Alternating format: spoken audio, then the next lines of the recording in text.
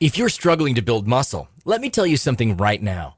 The typical approach to bulking up just isn't going to work for you. The reason is simple. It was designed for and tested on men who build muscle easily. Well, genetic lottery winners aside, here's some advice for the rest of us. And it's not something that's talked about in fitness magazines, instructional DVDs, or by the so-called experts you see on TV. Ready? Here it is. Some of us were born to struggle when trying to gain muscle mass. And it's not because you aren't working hard enough. That's an excuse trainers love to give to explain your lack of results when they don't have the solution. No, your issue, our issue, is genetics. You see, it's a scientific fact that your genetics determine how you build muscle. So you need a routine designed for your body, not someone else's. This is something I know about firsthand. Like you, I struggled half my life to gain muscle. A former skinny punk, I graduated high school weighing just 147 pounds at 6 feet tall, and that was after 5 long years of training. I also tried every system and diet imaginable, but still got nowhere for years. That is, until I cracked the muscle code and found the formula that works for genetically challenged guys like us.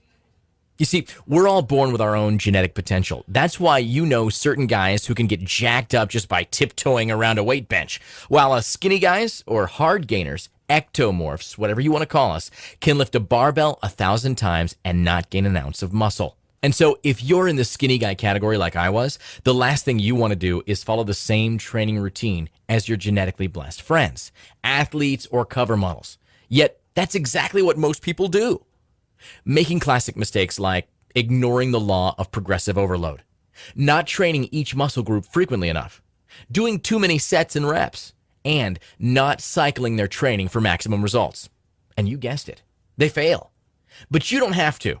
Not anymore. You can become much bigger and stronger, as I've already shown you. I started off as a skinny, fat punk. Not only that, but I was about as injury prone as a glass of water.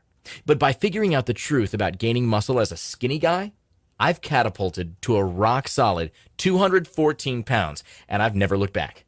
Believe me, I learned the hard way. Like you, I was misled by the supplement industry, fitness publications, and personal trainers that just didn't have a clue. What all those businesses have in common is that they depend on people like you buying their products over and over again.